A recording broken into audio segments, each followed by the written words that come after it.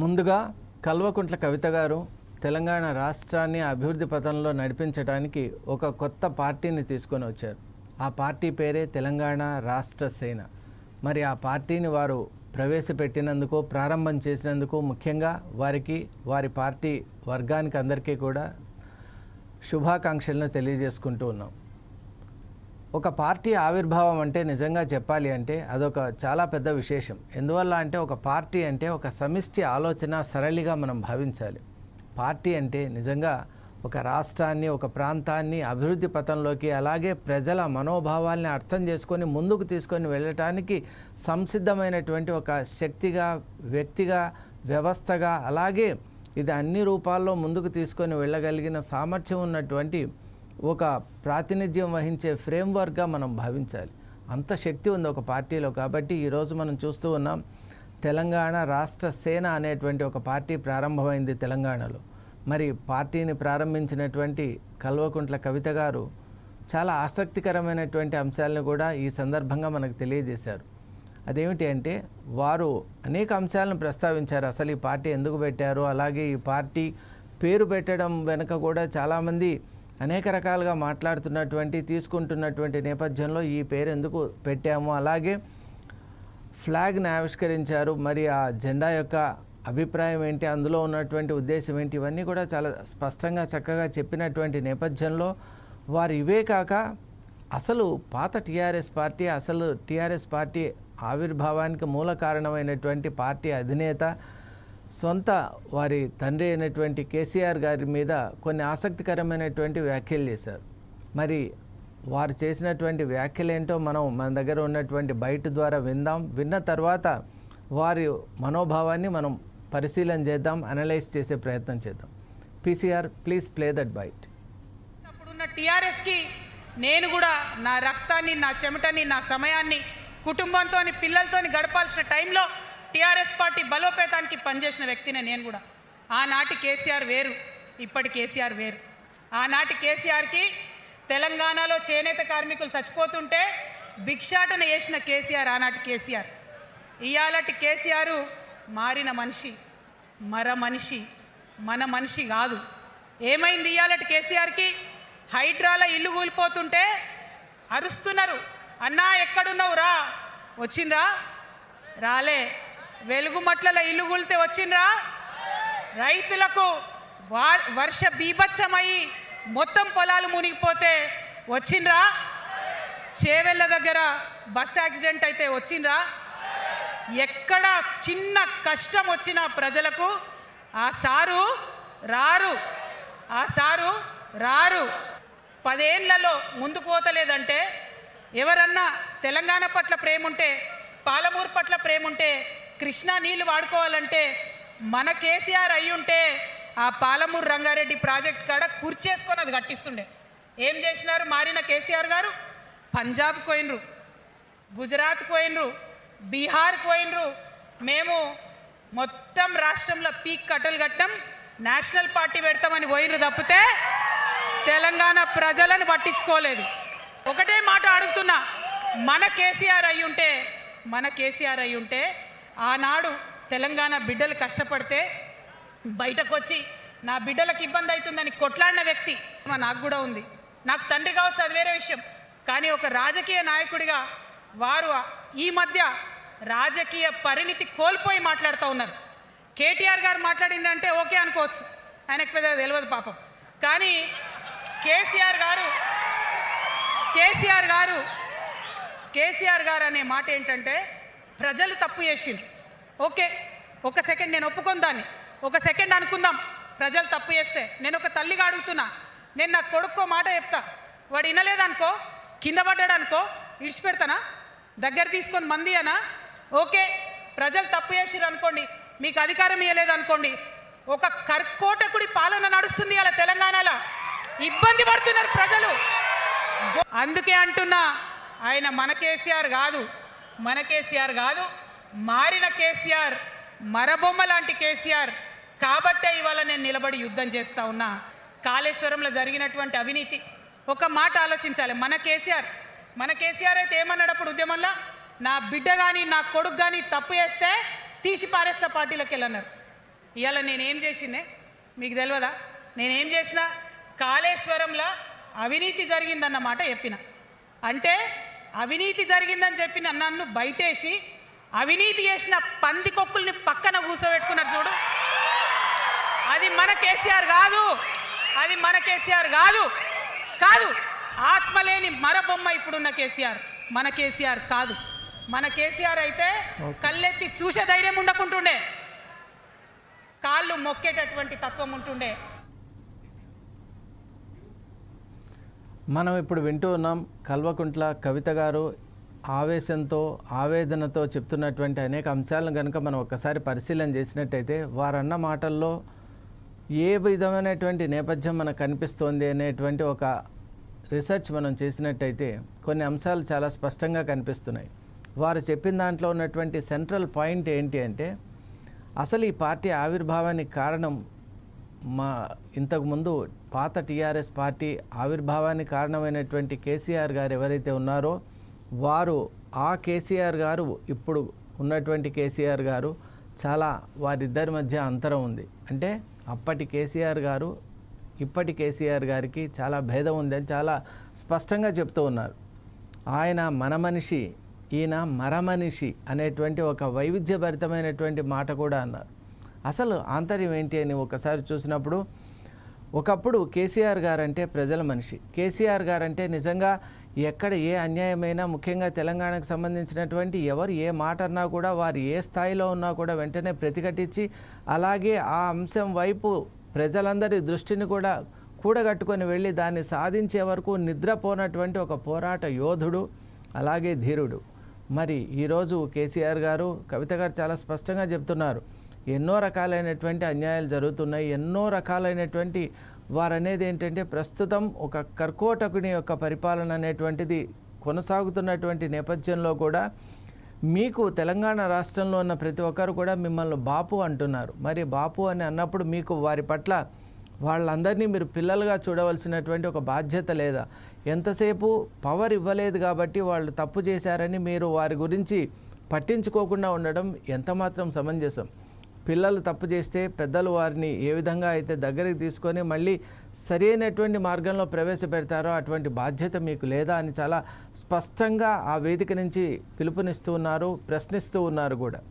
అసలు కవిత గారి ఉద్దేశంలో కేసీఆర్ గారు ఏ ఉద్దేశంతో అయితే టీఆర్ఎస్ పార్టీని పెట్టారో అలాగే తెలంగాణ రాష్ట్ర సాధనకై అహర్నిశలు కూడా పోరాటం చేశారో అలాగే ఉన్న అందరినీ కూడా ఎలా కలుపుకొని పోయారో ఈనాటి కేసీఆర్ అటువంటి కేసీఆర్ కాదు. ఈనాటి కేసీఆర్ ఆనాడేమో అందరినీ కలుపుకొని పోయేటువంటి ఒక సామరస్య సమన్వయ స్ఫూర్తి ఉన్నటువంటి కేసీఆర్, కానీ ఈనాడు విచ్ఛిన్న శక్తిగా మారిపోయారు. అంటే పార్టీలో నుంచే పెద్దలందరినీ కూడా బహిష్కరించడం అలాగే చాలామంది వెళ్ళిపోయేటట్టు చేయటం, వెళ్ళిపోతున్నా కూడా ఆపకుండా ఉండటం, అలాగే ప్రజలు ఎన్ని కష్ట నష్టాలకు గురవుతున్నా కూడా పట్టించుకోకపోవడం. అసలు రాష్ట్రంలో కేసీఆర్ గారు ఉన్నారా లేరా అనేటువంటి ఒక అనుమానం వచ్చేంత రీతిలో వారు ఎక్కడా కనిపించకపోవడం ఏమిటి అని కవితగా చాలా స్పష్టంగా అడుగుతున్నారు. మరి నేపథ్యం ఏంటి అంటే కేసీఆర్ గారికి దాదాపు ఇప్పుడు 2 టర్మ్స్ అంటే నియర్లీ 9+ ఇయర్స్ వారికి కూడా అవకాశం ఇచ్చారు ప్రజలు. మరి ఆ అవకాశం ఇచ్చిన సందర్భంలో కేసీఆర్ గారు తీసుకున్నటువంటి కొన్ని నిర్ణయాలు బాగున్నాయి, కానీ చాలా నిర్ణయాలు మాత్రం ఈనాటికి కూడా ఆ నిర్ణయాల యొక్క వైఖరి సరిగా లేకపోవటం వల్ల అభివృద్ధి అనేటువంటిది కుంటుపడుతోంది. మరి అది నిజం కాదా? నిజంగా కేసీఆర్ గారు కూడా సమీక్ష చేసుకోవాలి. ఎందువల్ల అంటే ఒక పెద్ద లీడర్ యొక్క లక్షణం ఏంటంటే ఒక తప్పుడు నిర్ణయం, ఒక తప్పుడు ఆలోచన సరళి అలాగే ఒక తప్పుడు విధానం ప్రవేశపెట్టాము అంటే తెలుసుకున్న వెంటనే దాన్ని రెక్టిఫై చేసుకోవాలి, సరి చేసుకోవాలి, దాన్ని మళ్ళీ రిజాల్వ్ చేసుకోవాలి, రైట్ ఫ్రేమ్వర్క్లోకి తెచ్చుకోవాలి. నిజంగా లీడర్ అంటే అలా ఉండాలి. దాన్నే కవిత గారు గుర్తు చేస్తూ ఉన్నారు. ఎందువల్ల అంటే ముందు అలా ఉండేవారు. ఏదైనా చేనేత కార్మికులు కానివ్వండి, ఇతర ఎవరైనా కార్మికులకు కానివ్వండి, ఎవరికి ఇబ్బంది వచ్చినా కేసీఆర్ గారు వెంటనే స్పందించేవారు. మరి ఆ స్పందన ఇప్పుడు కరువైంది. అసలు మనిషి అంటేనే స్పందన కదా. మరి అటువంటి స్పందన కరువైనందువల్లే కవిత గారు ఇప్పుడున్నటువంటి కేసీఆర్ గారు అప్పుడు మన మనిషి ఇప్పుడు మరమనిషి అంటూ ఉన్నారు. మరమనిషి అంటే స్పందన లేనటువంటి ఒక వ్యక్తిగా శక్తిగా మిగిలిపోయారు కేసీఆర్ గారు అని చాలా స్పష్టంగా చెప్తున్నారు. మరొక అంశం ఏంటి అంటే వారికి ఇప్పటి రాజకీయం నిజంగా తెలియదు అని కూడా అంటూ ఉన్నారు. మరి రాజకీయం తెలియదు అనే మాటను కూడా మనం ఎలా అనలైజ్ చేసుకోవాలి అంటే ముఖ్యంగా కేసీఆర్ గారిది రాజకీయ నేపథ్యమే దాదాపు 50 సంవత్సరాలుగా రాజకీయాల్లోనే వారి ఆలోచన సరళి అంతా కొనసాగినటువంటి నేపథ్యంలో సొంత కూతురైనటువంటి కవిత గారు ఈ విధమైనటువంటి వ్యాఖ్యను చేస్తున్నారంటే దాని వెనక ఏదో మర్మం ఉందని మనం తెలుసుకోవాలి. అదేంటి అంటే అసలు కవిత గారు ఏమంటున్నారంటే రాజకీయం అంటే నిజంగా ప్రజలకు ఏది హితవో దాని వైపు వెళ్ళటమే రాజకీయం. మరి అలా కాకుండా ఇప్పుడు ప్రస్తుతం కవిత గారి ఉద్దేశంలో పాత టీఆర్ఎస్ పార్టీ ఇప్పుడు బీఆర్ఎస్ పార్టీలో కేసీఆర్ చుట్టూ ఉన్నటువంటి వాళ్ళంతా కూడా అవినీతిమయంలో కూరుకొని పోయినవారు, అలాగే ఎవరైతే స్వప్రయోజనాల దృష్ట్యా కేసీఆర్కు చేరువవుతున్నారు కానీ వారికి నిజంగా వాళ్ళ సొంత అజెండాలు చాలా ఉన్నాయి. కేవలం కేసీఆర్ సమీపంలో ఉండటం వల్ల వాళ్ళ యొక్క స్వార్థపూరితమైనటువంటి వెస్టెడ్ ఇంట్రెస్ట్ అలాగే వాళ్ళ యొక్క పనులను వాళ్ళు నెరవేర్చుకోవడానికి కేసీఆర్ను ఒక ఆసరాగా ఆధారంగా ఆలంబనగా తీసుకున్నారే కానీ నిజంగా ప్రజల కోసం పోరాడే పటిమ ఉన్నవాళ్ళు, ప్రజల గురించి ఆలోచన చేసేవారు, అలాగే కేసీఆర్ గారి వేవ్ లెంత్ను మ్యాచ్ చేసేటువంటి వాళ్ళు పక్కన లేరు అని పదే పదే చెప్తూ ఉన్నారు. మరి దాన్ని కూడా చాలా సీరియస్గా తీసుకోవాలి. ఎందువల్ల అంటే కవిత గారు ఏ ఉద్దేశంతో చెప్పినా కూడా కొన్ని అంశాలు మాత్రం ప్రతి ఒక్కరిని ఆలోచింపజేసే ఉద్దేశంతోనే ఉన్నాయి. కాబట్టి ఇటు బీఆర్ఎస్ పార్టీ అయినా అలాగే ఇటు కొత్తగా ఆవిర్భవించినటువంటి తెలంగాణ రాష్ట్ర సేన కూడా దీని నుంచి ఎంతో నేర్చుకోవాలి. అలాగే ఇంకొక మాట కూడా అన్నారు, కేసీఆర్ గారు ఫెయిల్ అయ్యారు అని చెప్పారు. మరి నిజంగా తెలంగాణ రాష్ట్రాన్నే తీసుకొని వచ్చినటువంటి ఒక వ్యక్తిని, ఇంత చారిత్రాత్మక నేపథ్యం ఉన్నటువంటి వ్యక్తిని, సొంత తండ్రిని ఎలా ఫెయిల్యూర్గా భావించారు అని మనం చూసినట్టయితే కవిత గారు ఒక విషయం చాలా స్పష్టంగా మనం మధ్య తీసుకొని వచ్చారు. అదేంటి అంటే వారు జన్మతః తండ్రి కావచ్చు కానీ వారిని ఒక లీడర్గా అలాగే ఒక నాయకుడిగా నేను చాలా దగ్గర నుంచి చూశాను కాబట్టి కొన్ని అంశాలు నేను గమనిస్తూ వచ్చాను. వారిలో అనేక రకాలైనటువంటి మార్పుల్ని చేర్పుల్ని నేను చూస్తూ ఉన్నాను. తెలంగాణ రాష్ట్రం రావటం వరకు వారు చేసినటువంటి కృషి, అహర్నిశలు, వారు పడ్డటువంటి ఆ కష్టాలు, అలాగే వారు తీసుకున్నటువంటి చాలా శ్రమతో కూడుకున్నటువంటి నిర్ణయాలు, అలాగే మరణాన్ని కూడా ధిక్కరించి వారు చేసినటువంటి పోరాటాలు, ఇవన్నీ కూడా నన్ను నిజంగా స్ఫూర్తిదాయకంగా చేశాయి. మరి అప్పుడున్నటువంటి కేసీఆర్ ఎప్పుడైతే పదవిలోకి వచ్చారో తర్వాత ఏర్పడినటువంటి కొన్ని నిర్ణయాలు, అలాగే సంవత్సరాలు గడుస్తున్నటువంటి కొద్దీ వారి ఆలోచన విధానంలో సరళిలో చాలా మార్పులు వచ్చాయి.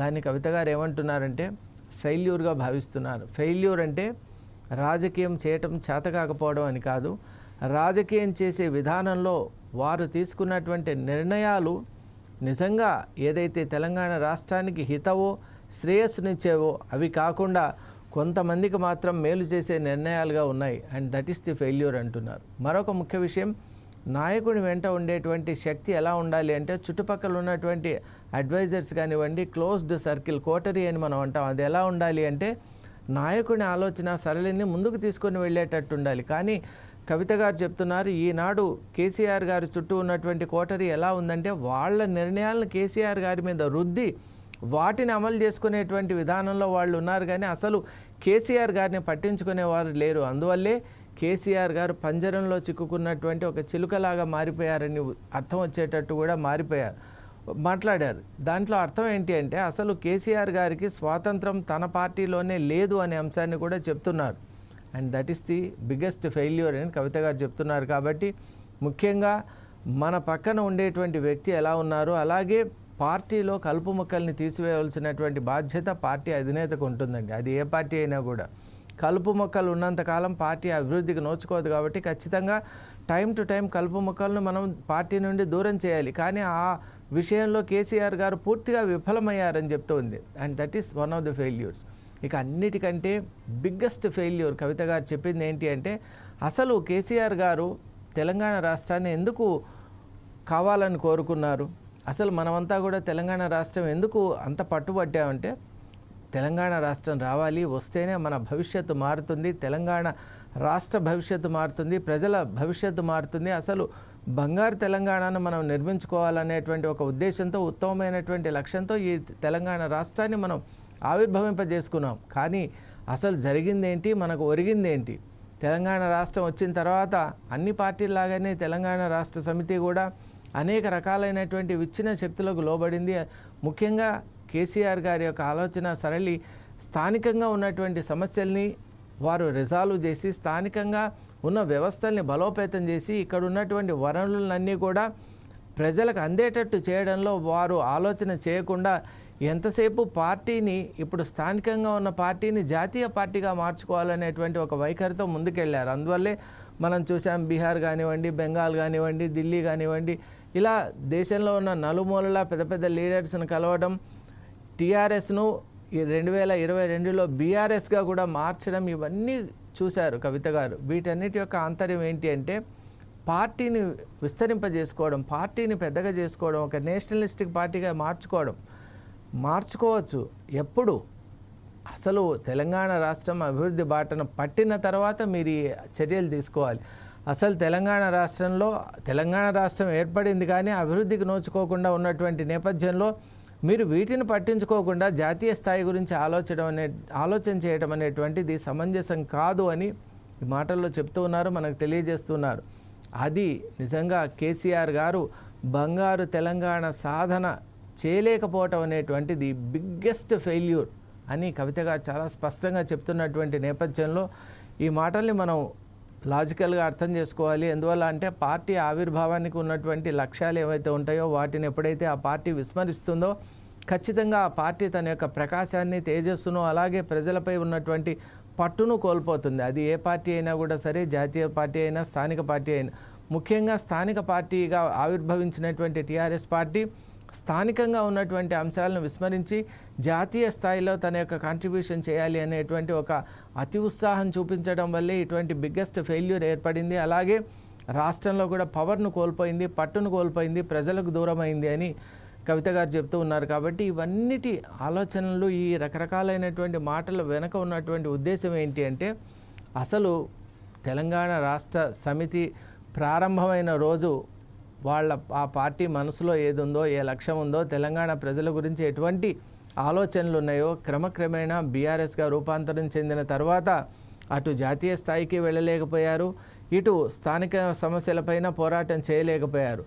రెండిటికి కాకుండా అంటే ఈ ఒడ్డు కాక ఆ ఒడ్డు కాకుండా మిగిలిపోయినటువంటి చందంగా రెండిటికి చెడ్డ రేవడి అని అంటారు. ఆ విధంగా ఈ పార్టీ నిలిచిపోయింది. కాబట్టి ఇప్పుడు ఒక కొత్త శక్తి, కొత్త వ్యవస్థ రావాల్సినటువంటి ఒక ఆవశ్యకత ఉంది. కాబట్టి తెలంగాణ రాష్ట్ర సమితి అనేటువంటి ఆ మూలాల యొక్క శక్తి, ఆ పోరాట పటిమను అర్థం చేసుకుంటూ, గుర్తు చేసుకుంటూ, గౌరవించుకుంటూ దానికి సారూప్యంగా మేము ఈరోజు తెలంగాణ రాష్ట్ర సేన అనేటువంటి పార్టీని పెట్టి ఇక ముందు ప్రగతి పథం వైపు దృష్టి సారిస్తూ మహిళా శక్తిని కూడా, ముఖ్యంగా ఇంతవరకు విస్మరింపబడినటువంటి మహిళా శక్తిని కూడా కూడగట్టుకొని ఒక కొత్త తెలంగాణ రాష్ట్రాన్ని ఆవిర్భవింపజేసేటువంటి విధానంలో ముందుకెళ్తున్నాం.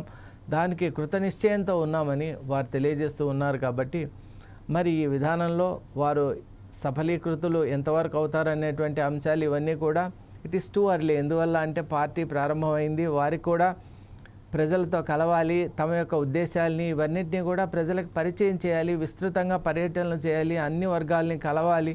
కలిసిన తర్వాత వారి పార్టీ అనేటువంటిది వారి పార్టీ అనేటువంటిది, విధానం అనేటువంటిది ప్రజలు స్వీకరించాలి. మరి అది ఎలా నెరవేరుతుంది అనేటువంటి అంశాలన్నీ కూడా we have to wait and see. Until then please take care. Thank you.